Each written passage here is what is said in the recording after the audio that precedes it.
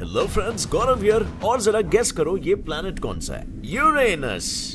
ना, ये actually Venus है। शॉक्ड? ऐसा इसीलिए क्योंकि नासा ने हमें वीनस ऐसे बताया है। But you know the truth is कि सिर्फ यही नहीं बल्कि बाकी सारे प्लैनेट्स भी जो नासा हमें बताता है वो असल में उस पिक्चर से काफी अलग दिखते हैं।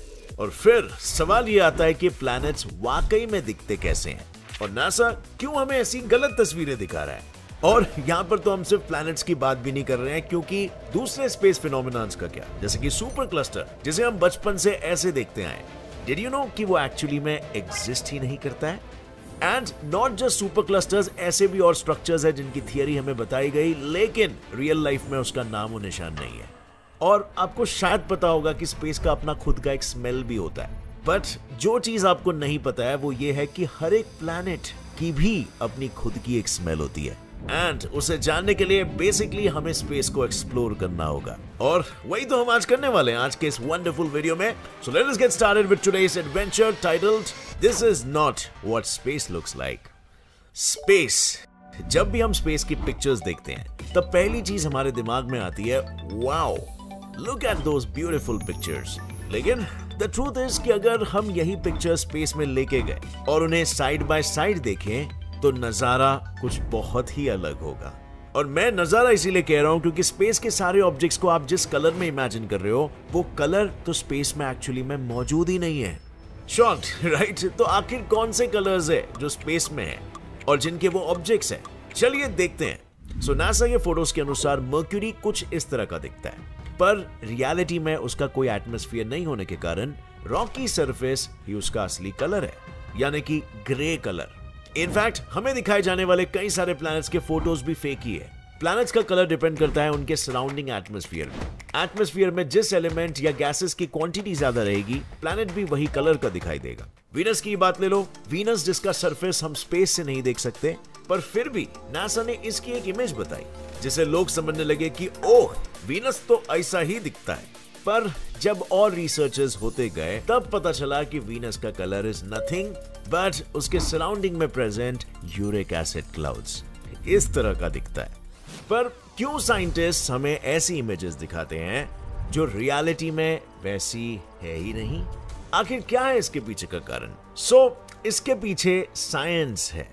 आप सभी को इलेक्ट्रोमैग्नेटिक स्पेक्ट्रम के बारे में तो पता ही होगा। जिन लोगों को नहीं पता मैं बताता हूं ना। इलेक्ट्रोमैग्नेटिक स्पेक्ट्रम यानी इलेक्ट्रोमैग्नेटिक रेडिएशंस का उनके वेवलेंथ और फ्रीक्वेंसी के अनुसार डिस्ट्रीब्यूशन। इस स्पेक्ट्रम में हम सिर्फ विजिबल लाइट को ही देख सकते हैं, पर स्पेस में तो सभी तरह की लाइट्स मौजूद है, जैसे कि gamma radiations, X rays, ultraviolet rays, infrared, radio waves, microwaves जो हमारी आंखों को नहीं दिखाई देती। पर इसका मतलब ये नहीं है कि लाइट स्पेस में एग्जिस्ट ही नहीं करती, बस हमें इन लाइट्स का कलर ही पता नहीं होता है। कुछ वैसे ही जैसे हमें हमारे आने वाले कल में, हमारे फ्यूचर में क्या होने वाला है वो पता नहीं होता है। और इसीलिए जरूरी है हम आज से ही हमारे कल को बेहतर बनाने की शुरुआत करें, जिसके लिए हमारा पहला कदम करियर डेवलपमेंट हो सकता है, जिसमें मदद करेगा आपका one and only Relevel app, जो इंडिया का पहला ऐसा हायरिंग प्लेटफॉर्म है जहां आप एक फ्री टेस्ट देकर क्रेड, मीशो, स्विगी जैसी बड़ी बड़ी कंपनीज में अच्छी जॉब्स पा सकते हो। मतलब अगर आपको business analytics, data analytics, business development या फ्रंट और बैक एंड या फुल स्टैक डेवलपर बनना है तो जगह जगह जाके इंटरव्यू देने की कोई जरूरत नहीं है। एक 1000 मार्क्स का आसान सा टेस्ट दो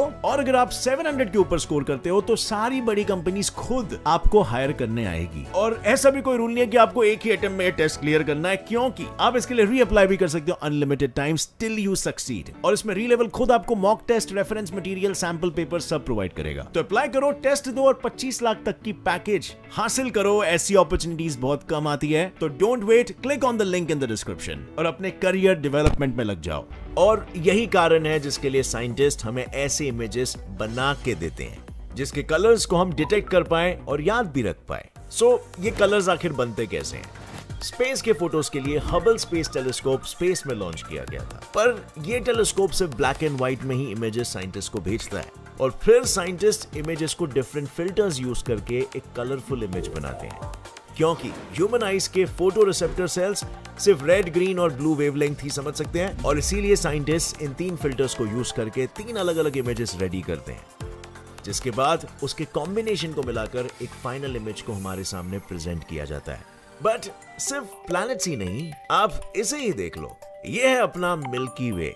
जो दिखने में इतना कलरफुल दिख रहा है, पर सुनकर दुख होगा, बट ये आपके साथ किया हुआ एक स्कैम है, क्योंकि मिल्की वे तो इतना कलरफुल है ही नहीं अगर आप उसे अपने आंखों से देख लो। यूनिवर्सिटी ऑफ पिट्सबर्ग के फिजिसिस्ट और एस्ट्रोनॉमर जेफरी न्यूमैन ने 100 से भी ज्यादा गैलेक्सीज के ऑब्जर्वेशन किए, जिसमें उन्हें पता चला कि मिल्की वे दिखने में स्नो की तरह दिखाई देता है, यानी मिल्की वे का एक्चुअल कलर प्योर व्हाइट है, और इसीलिए शायद इसका नाम भी पड़ा होगा मिल्की वे। इतना ही नहीं, बल्कि हम देखते आए हैं ब्राइट एंड कलरफुल नेब्यूले, जो डस्ट और गैसेस के बड़े बड़े क्लाउड्स होते हैं, वो भी एक्चुअल में इतने ब्राइट नहीं होते हैं। फोटोज में वो आपको एक रेनबो के कलर्स की तरह दिखाई देंगे, और बहुत से लोग जैसे कि मैं इनके वॉलपेपर्स भी रखते हैं, क्योंकि एक ड्रीमी सा लुक आता है। बट अगर आप उसे टेलीस्कोप से देखोगे ना, तब वो आपको चमकीले और अलग अलग कलर में दिखाई देंगे। एंड जैसे ही आप उनके पास जाने लगोगे, तब आपको समझ आएगा कि नेब्यूले मोस्टली रेड कलर के होते हैं, और ये कलर भी उनमें मौजूद स्टार्स की वजह से ही उन्हें मिलता है, यानी जो कलर स्टार एमिट करेगा वही कलर नेब्यूला का भी होगा।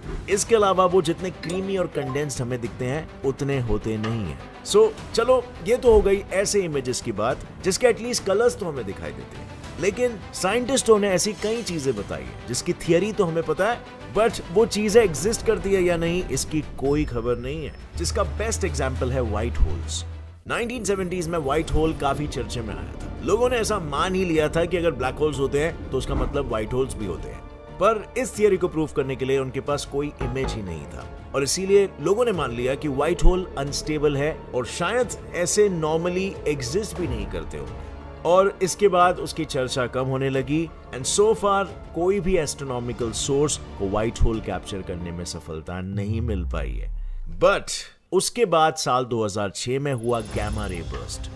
ये घटना हमें वापस ले आई व्हाइट होल्स पर। Basically gamma ray burst universe के मोस्ट एनर्जेटिक एक्सप्लोजन्स में से एक है, जिसे 2006 में ऑब्जर्व किया था एलन रेटर और श्लोमो हेलर ने। उनके हिसाब से सब गैमा रे बर्स्ट सिर्फ ऐसी जगह पे होते हैं जहां स्टार फॉर्मेशन लो होता है, पर GRB 060614 के केस में ऐसा कुछ भी नहीं हुआ, और इसीलिए उन्होंने इसके बाद सोचा कि ये बर्स्ट शायद एक व्हाइट होल हो सकता है जो काफी एनर्जी रेडिएट कर रहा है, पर वो व्हाइट होल है या नहीं उसका पता आज तक नहीं चल पाया। सो बेसिकली अब तक ये बस एक थियरी है। आपको क्या लगता है भाई लोग, क्या व्हाइट होल्स सच ही में एग्जिस्ट करते हैं या फिर नहीं? क्या हम फ्यूचर में कभी उनके होने को कंफर्म कर पाएंगे? अब दूसरी चीज जो इमेजिनरी और थियोरेटिकली एग्जिस्ट करती है वो है स्टार कॉन्स्टेलेशन। अब आई नो ये थोड़ा बेसिक है, लेकिन हम इंडियंस के लिए जानना जरूरी है that constellations are not real. Constellations कोई रियल ऑब्जेक्ट नहीं है, बल्कि इमेजिनरी बाउंड्रीज है, जिन्हें फार्मर्स, पोएट्स और एस्ट्रोनॉमर्स ने 6000 साल या उससे भी पहले अपने फायदे के लिए बनाया। और तीसरी बात है super cluster.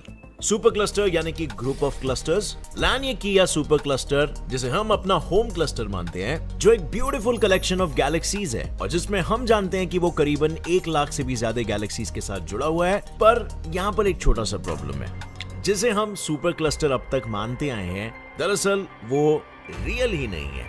Yes, they are not real. According to astrophysicist Ethan Siegel, the term supercluster is meaningless. उनके हिसाब से हम ऐसे यूनिवर्स में रहते हैं जो सिर्फ मैटर से बना हुआ है। हम एक ऐसे यूनिवर्स में रहते हैं जहां स्पेस की इंटरनल एनर्जीज और डार्क एनर्जीज भी इंक्लूडेड है, और यही एनर्जी सुपर क्लस्टर के पूरे कॉन्सेप्ट को ही चेंज कर देती है। क्यों? क्योंकि जब यूनिवर्स फॉर्म हो रहा था तब स्ट्रक्चर्स धीरे धीरे ग्रो हो रहे थे, गैलेक्सीज मर्ज हो रहे थे और क्लस्टर एक दूसरे को अट्रैक्ट कर रहे थे। पर थोड़े टाइम बाद जब ये सारी चीजें एक्सेलरेट होना शुरू हो गई, तब इंस्टेड ऑफ एक्सपेंशन चीजें एक दूसरे से दूर जाने लग गई। सो इसका मतलब ये हुआ कि स्पेस में सिर्फ ऐसी ही चीजें एक्सपैंड होगी जिसमें ग्रेविटेशनल फोर्स है, और यही एक कारण है कि गैलेक्सीज और क्लस्टर्स तो दिखेंगे पर वो एक दूसरे से कनेक्टेड नहीं रहेंगे, यानी कि वो सुपर क्लस्टर नहीं बनेंगे, बिकॉज शॉर्ट डिस्टेंसेस में ग्रेविटी अपना काम कर रही है और एक गैलेक्सी और क्लस्टर को आपस में बनाए रख रही है। But then long range distances में डार्क एनर्जी ज्यादा तेजी से एक्सेलरेट कर रही है, और नतीजन सिर्फ क्लस्टर्स का ही बनना पॉसिबल है, and group and galaxies and smaller structures भी पॉसिबल है, but super cluster is not possible. ये सिर्फ इमेजिनेशन का ही खेल है। अब आते हैं हमारे नेक्स्ट फॉल्स पॉइंट पे, जो है स्मेल। क्या आपने कभी इमेजिन किया है कि जैसे अर्थ पे लोकेटेड हर एक चीज का एक स्मेल होता है, वैसे ही स्पेस में प्रेजेंट थोड़े बहुत स्ट्रक्चर्स का भी एक स्पेसिफिक स्मेल होता है? अगर हम स्पेस के बारे में सोचेंगे तो सबसे पहले हमारे दिमाग में आएगा सोलर सिस्टम या फिर मिल्की वे। पर क्योंकि यूनिवर्स में हाइड्रोजन और हीलियम सबसे ज्यादा मात्रा में है, जिनका खुद का कोई स्मेल नहीं होता, तो अनफॉर्चुनेटली मिल्की वे का भी कोई स्मेल नहीं है। लेकिन सोलर सिस्टम में प्रेजेंट थोड़े प्लैनेट्स के अलग अलग स्मेल्स है।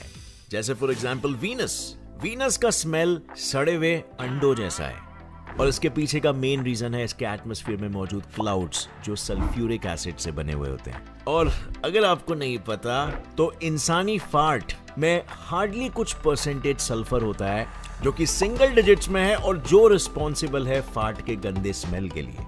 बाकी 90% से भी ज्यादा फार्ट का एक्चुअली में कोई स्मेल ही नहीं होता है, जस्ट गैस है। सो अब जस्ट इमेजिन करो जो पूरा प्लैनेट ही एक सल्फ्यूरिक एसिड के एटमॉस्फेयर से बना हो, वहां पे कितनी बास आती होगी। सिर्फ वीनस ही नहीं बल्कि मार्स के आउटर एटमॉस्फेयर में सल्फर कंपाउंड होने के कारण वो भी रॉटन एग्स जैसा ही स्मेल करेगा। और ये सुन के कुछ वियर्ड फील हुआ? हम ऐसे देश में जाने वाले हैं आगे इन फ्यूचर। अब जरा जुपिटर का भी सुन लो, क्योंकि जुपिटर के आउटर सरफेस में अमोनिया होता है और इसीलिए वो एक पब्लिक टॉयलेट की तरह स्मेल करेगा। कभी पब्लिक टॉयलेट गए हो? वैसे ही कुछ स्मेल जुपिटर से आएगी। और बाकी यूरेनस और नेपट्यून का भी रॉटन एग्स जैसा ही स्मेल होगा। अब सोलर सिस्टम से नाक हटा के इंटरस्टेलर वाले पार्ट में नाक डालते हैं। इंटरस्टेलर स्पेस में भी अमोनिया और सल्फर की क्वांटिटी होने के कारण वो भी रॉटन एग्स की तरह ही स्मेल करेंगे, बस सिर्फ रेडिएशंस की बारबेक्यू वाली स्मेल इसमें ऐड हो जाएगी। बट इंटरस्टेलर के थोड़े बहुत पार्ट में इथाइल फॉर्मेट के कारण रम की स्मेल भी आती है। स्मेल के साथ ही एक और इंटरेस्टिंग फैक्टर है जो है प्लैनेट्स का साउंड। नासा ने ऐसे कई सारे प्लैनेट्स के साउंड्स को कैप्चर करके लोगों तक पहुंचाया है। लेकिन स्पेस तो एक वैक्यूम है, और अगर वैक्यूम है मतलब साउंड ट्रैवल नहीं होगा, क्योंकि एटमॉस्फेयर ही नहीं है, राइट? एयर ही नहीं है, तो हवा आपके कान तक कैसे ट्रैवल करेगी? तो साउंड आखिर इन लोग कैसे प्रोड्यूस करते हैं? वेल, जो आपने अभी सुना वो प्लैनेट का एक्चुअल साउंड नहीं है, बल्कि इलेक्ट्रोमैग्नेटिक वेव्स का ट्रांसलेशन है, जिससे साइंटिस्ट स्पेस प्रोब पे अटैच्ड एक टूल द्वारा रिकॉर्ड करते हैं। ये टूल 3 कॉइल से बने हुए होते हैं जो 3 डायमेंशन में ओरिएंटेड होते हैं, और यही 3 डायमेंशन से ये कॉइल्स प्लैनेट की मैग्नेटिक और इलेक्ट्रिक वेव्स फ्रीक्वेंसी को रजिस्टर करते हैं, और आगे जाके साइंटिस्ट यही फ्रीक्वेंसी को साउंड में कन्वर्ट करते हैं। That's it. सो एक्चुअली में साइंटिस्ट प्लैनेट्स की साउंड को नहीं कैप्चर करते हैं, क्योंकि वो पॉसिबल ही नहीं। अब आई लोग इतने सारे स्पेस के मिसअंडरस्टैंडिंग्स दूर करने के बाद मुझे एक सवाल आ रहा है कि जब व्हाइट होल की सिर्फ थियरीज एग्जिस्ट करती है, तो क्या वर्म होल्स यूनिवर्स में एग्जिस्ट करते होंगे? ये भी एक थियरी है, लेकिन आइंस्टाइन का ही मानना था कि ये पॉसिबल हो सकता है। आपको क्या लगता है, क्या व्हाइट होल्स और वर्म होल्स हमें इन फ्यूचर मिल पाएंगे? और उससे भी मजे की बात, अगर वर्म होल से हम ट्रैवल कर पाए तो क्या हम टाइम ट्रैवल कर पाएंगे? लिखिए अपनी राय नीचे कमेंट सेक्शन में। और अगर इस वीडियो से आपको कुछ भी नया सीखने मिला तो एक लाइक जरूर ठोकना। Get set fly science channel को अभी सब्सक्राइब कर लो और बेल नोटिफिकेशन दबाओ, ताकि आगे आने वाली हमारी कोई भी वीडियो की अपडेट आप मिस ना कर सको। With that said friends, as always, stay curious, keep learning and keep growing. Jai Hind.